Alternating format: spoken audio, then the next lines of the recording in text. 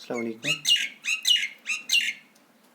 Dear students, in the previous lecture we have started a new chapter, that is alcohols, phenols and ethers. Discussing a bit about the previous lecture, we have studied definition of alcohols, their aliphatic and aromatic nature, and somehow a main difference between an alcohol and a phenol, and then some examples. Now in this lecture, that's lecture number 2, we are going to discuss about the nomenclature. If you are going to look at this screen, you will find that the IUPAC system of nomenclature is actually a 5-word combination. It starts from secondary prefix, then to primary prefix, then word root, then primary suffix, then secondary suffix. Prefix, you know that it has to be added before a word, and suffix ये बिड़ा add होता है word के आखिर में, यानी आखिर में add होता है. सो अगर हम इनका जो है थोड़ा सा अभी डिस्कशन लेंगे, सेकेंडरी सुफिक्स, प्राइमरी सुफिक्स और सेकेंडरी प्रीफिक्स, प्राइमरी प्रीफिक्स, ये क्या होते हैं और कहाँ पर ऐड होते हैं. मैंने लिखा है थोड़ा सा डिस्कशन यहाँ पर. सेकेंडरी प्रीफिक्स जो होता है, as you know from your 11th standard, आपको पता है बेटा कि secondary prefix secondary prefix alkyl और सेकेंडरी फंक्शनल ग्रुप्स के लिए लगता है.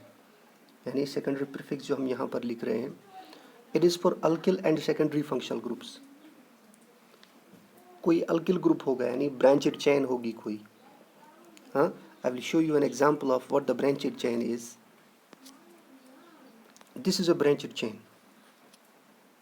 This is a branch. तो इनको हम अल्किल ग्रुप्स कहते हैं क्योंकि ये मेन चेन के अलावा कहीं पे प्रेजेंट है. ये रही आपकी मेन चेन, तो उसके ऊपर ही प्रेजेंट है. तो these are called as branches. तो इन ब्रांचेस को हम अल्किल ग्रुप्स कहते हैं. इस वाले कंपाउंड के अंदर भी देखो, यहाँ पर भी ये 2 ब्रांचेस हैं. ये can be of different nature. ये मिथाइल भी हो सकता है, इथाइल भी हो सकता है, प्रोपाइल भी हो सकता है, ब्यूटाइल एंड सो ऑन. तो इनको जब हम आईयूपीएक नोमेनक्लेचर के अंदर रिप्रेजेंट करते हैं बेटा, so we represent them by secondary prefix.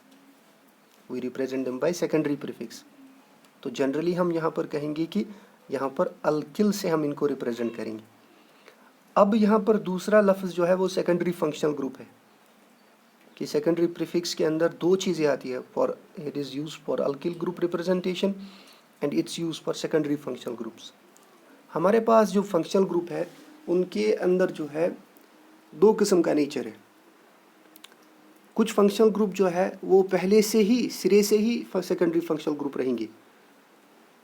For example हमारे हेलोजेंस है, हमारा नाइट्रो ग्रुप है, वो सेकेंडरी फंक्शनल ग्रुप है. चाहे वो इनफरादी प्रेजेंट हो या किसी के साथ में प्रेजेंट हो, उनका नेचर हमेशा जो है सेकेंडरी प्रीफिक्स के साथ ही अटैच होगा. हाँ, अब रही बात किसकी, प्राइमरी प्रीफिक्स की. प्राइमरी प्रीफिक्स सिर्फ एक ही चीज़ के लिए हम यूज़ कर सकते हैं, that is to denote whether the compound is cyclic और नॉट. अगर साइक्लिक होगा तो प्राइमरी प्रीफिक्स लगेगा बेटा, याद रखो. अगर साइक्लिक होगा तो प्राइमरी प्रीफिक्स लगेगा. आई will show you an example.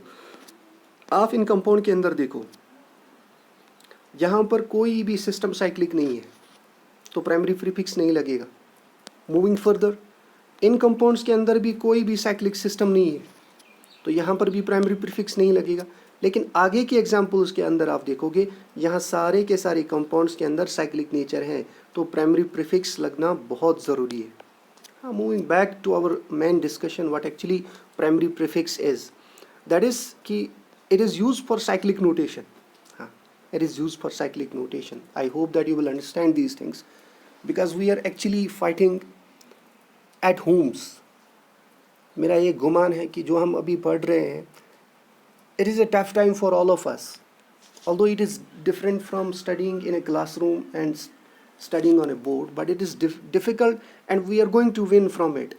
Don't lose your heart. Heart lose करने की बात नहीं है. तो coming back to the discussion बेटा, primary prefix ये सिर्फ साइक्लिक नोटेशन के लिए ज़रूरत लगता है। बहुत अच्छी बात। उसके बाद जो वर्ड रूट है, जो तीसरा, the third one over here, word root, it is only used for number of carbon atoms. बेटा सिर्फ कार्बन एटम्स के लिए जो है डिनोट किया जाता है। For example we have one carbon, we have, I will show you an example, we have 2 carbon over here, we have 3 carbon over here, we have 4 carbon over here. तो बेटा इनको डिनोट करने के लिए जो हमारे पास एक वर्ड रूट है वो इसी के लिए लगता है ज़रूरत। तो आप देखोगे यहाँ पर एथ, प्रोप, ब्यूट। हाँ, so this is actually in general called as word root. Now the fourth one is primary suffix. Primary suffix over here, it's being denoted by 1 degree. Primary suffix here below I have written it's used for kind of bonding. कि bonding कैसी है, जैसे N होगा single bond के लिए, double bond के लिए इन होगा, और ट्रिपल बॉन्ड के लिए वाई होगा। तो आपकी चेन में बेटा सिंगल बॉन्ड भी हो सकता है, डबल बॉन्ड भी हो सकता है, ट्रिपल बॉन्ड भी हो सकता है। Simply you can write ane, ene, yne respectively, and these 3 will be वो हमारे पास प्राइमरी सफिक्स के अंदर जो है they will be nominated as such. Now the last one among this 5 word combination is, that is the secondary suffix. Secondary suffix, it is used for the ending of a word. क्योंकि अगर आप देखोगे last पर है, it's use for ending of a word, कि कोई भी word आपको एंड करना है, सो ऑब्वियसली दैट ये लास्ट में है तो उसी से वर्ड तो एंड होगा। जैसे हमारे पास कंपाउंड है इथेनॉल, एंड होता है ऑल से, तो सेकेंडरी सुफिक्स इसका ऑल बन गया। इथेनोइक एसिड, तो हमारे पास ओइक एसिड लास्ट वर्ड जो है, सो इट मीन्स इसकी वजह से हमारा कंपाउंड जो है वो नाम भी पाता है और वो एंड भी होता है। This is a brief discussion about the 5 word combination of IUPAC nomenclature. Moving further, we have some examples बेटा। हमारे पास जो है एक पहला कंपाउंड है eth-N1-ol. What is eth-N1-ol? It is a brief discussion that it is containing 2 carbon atoms. N is used for the bonding and ol is the secondary suffix over here. Likewise we have prop-N-ol. 1 is used to denote, here 1 is used to denote, and again 1 is used to denote over here that the position of the functional group is at the number 1 carbon. eth-N1-ol, prop-N1-ol. N is the bonding over here, you have a single bond everywhere in these 3 compounds. So eth-N1-ol, prop-N1-ol, bute-N1-ol.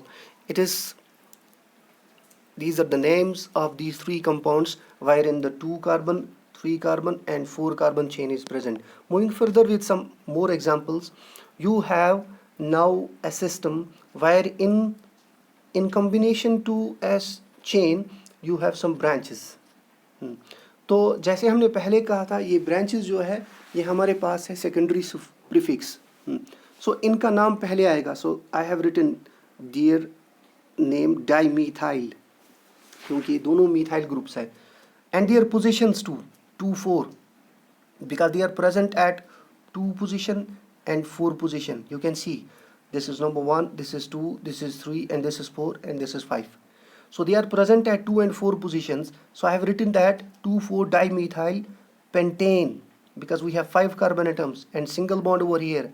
And what is the last? That is the secondary suffix 1,5-diol, because we have 1 and 5 positions which are representing the position of OH. And for your kind information, it is also an alcohol. हाँ, ये भी alcohol है और ये जो है dihydroxy alcohol है, और यहाँ पर 2 OH ग्रुप्स 1 और 5 पोजीशंस पे। अब इससे नीचे जो कंपाउंड है ये ऊपर की तरह सिमेट्रिक नहीं है, ऊपर वाला कंपाउंड सिमेट्रिक है लेकिन नीचे वाला कंपाउंड सिमेट्रिक नहीं है। हाँ, कैसे सिमेट्रिक नहीं है? क्योंकि नीचे वाले कंपाउंड के अंदर एक डबल बॉन्ड है। तो इस डबल बॉन्ड की वजह से क्या फ़र्क पड़ता है इस कंपाउंड के अंदर? ऊपर वाले कंपाउंड में हमारे पास चॉइस थी, हम इसको राइट साइड से भी नंबर कर सकते थे, लेफ्ट साइड से भी नंबर कर सकते थे, लेकिन हमारे पास ये चॉइस जो है वो ख़त्म हो रही है, that is nullified over here. We have only one choice, that is we have to number this compound from the right hand side. So this is 1, 2, 3, 4 and 5। और अगर आप देखोगे 2 और 3 के दरमियान जो है वो डबल बॉन्ड है, that is what actually it is being displayed over 2 in, I am sorry 2 in over here. So this is 2,4-dimethyl pent 2-ene 1,5-diol. So these two examples, they are displaying some different rules. And moving further, we have some examples from the cyclic notation. हमारे पास जो पहला compound है, that is cyclohexanol. If we are going to look at this compound, we'll find that this cyclic compound, it is containing OH directly attached to the ring. Although this is not a benzene ring, this is cyclohexane ring. तो उस one position हम उसी को दे सकते हैं जहाँ पर आपका OH ग्रुप जो है वो that is being over here linked. So if you look at the name, it is cyclohexanol. Cyclo means that it is the primary prefix, हाँ, जो वर्ड रूट से पहले लगता है. Cyclo, hex is for the 6 carbon atoms, N is for the single bond, and OL is the position of what? OL is the secondary suffix and its position is 1. तो 1 को हम omit भी कर सकते हैं. तो यहाँ पर आप देखोगे, यहाँ पर इस OH के साथ साथ में आपका एक मिथाइल ग्रुप भी है. If you look at, this is the OH group and this is the methyl group. तो OH और मिथाइल की पोजीशन एक ही है, तो हम लिख सकते हैं 1 मिथाइल साइक्लोहेक्सेनॉल. 1 पे मिथाइल भी है, साइक्लो भी है, हेक्स और enol. It means the position is same for both. Now you can check these compounds. The third one is, its name is over here, cyclohexane 1,4-diol, because the position is 1 and 4. तो यहाँ पर जो दो examples है बेटा, ये आपके लिए एक होमवर्क है. You have to suggest name of this compound as well as this compound. I hope you will do it at home, and this will be a kind of an exercise and an assignment to you people, so that you're supposed to do it at home. Now there is one question. From the two examples given below, the first one is an alcohol, while as the second one is not. If you look at this compound, one compound that is over here, first one I have denoted over here, and this I'm going to denote with the 2. So you have two compounds over here. तो मैंने ऊपर लिखा है कि first वाला जो है वो अल्कोहल है और सेकंड वाला जो है वो अल्कोहल नहीं है. अगर कोई बच्चा देखेगा, वो कहेगा सर OH तो आपने कहा सर OH जो है वो प्रेजेंट होना चाहिए तो अल्कोहल है. तो जाहिर सी बात है, ऊपर वाले कंपाउंड में एक ही OH है, नीचे वाले कंपाउंड में 2 OH है. नहीं, ऐसी बात नहीं है.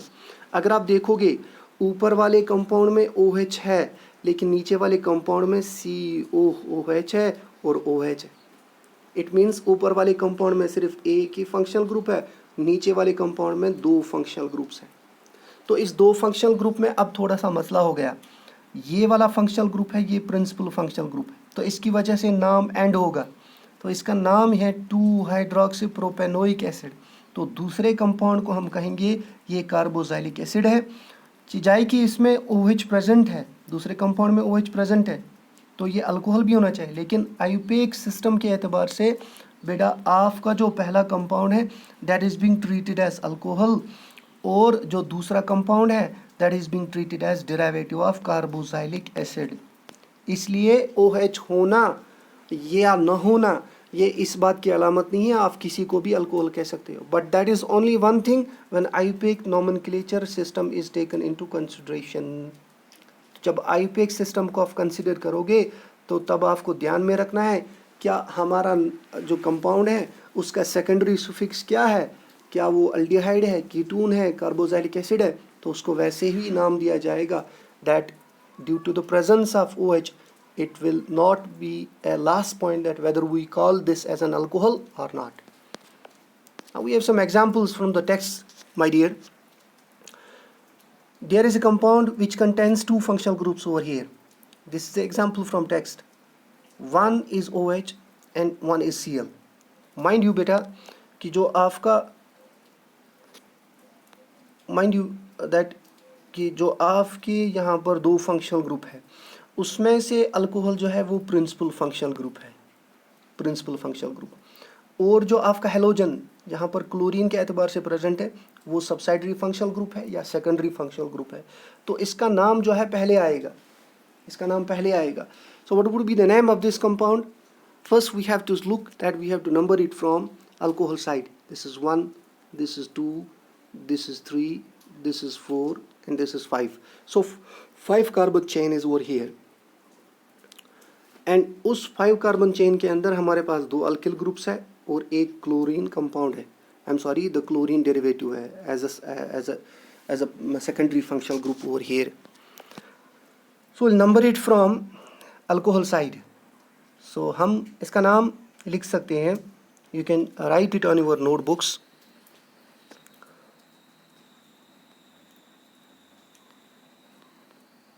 Four chloro 2,3-dimethyl, 4-chloro 2,3-dimethyl, pent and 1-ol, 4-chloro 2,3-dimethyl, pent and 1-ol. और इसी तरीके से हमारे पास जो है ये कुछ एग्जाम्पल्स दिए हुए हैं. इन एग्जाम्पल्स के अंदर जो है यही क्लोरीन भी प्रेजेंट है और OH भी प्रेजेंट है. So you can check their names and this will serve as an assignment for you people. So I hope you have enjoyed this nomenclature session. I just want to inform you that take out your NCERT textbook. You will find many examples from it. So do practice that, and if you are finding some toughness over here in naming the compounds, do respond to me and I will be happy to give the answers to you. Assalamu alaikum wa rahmatullah.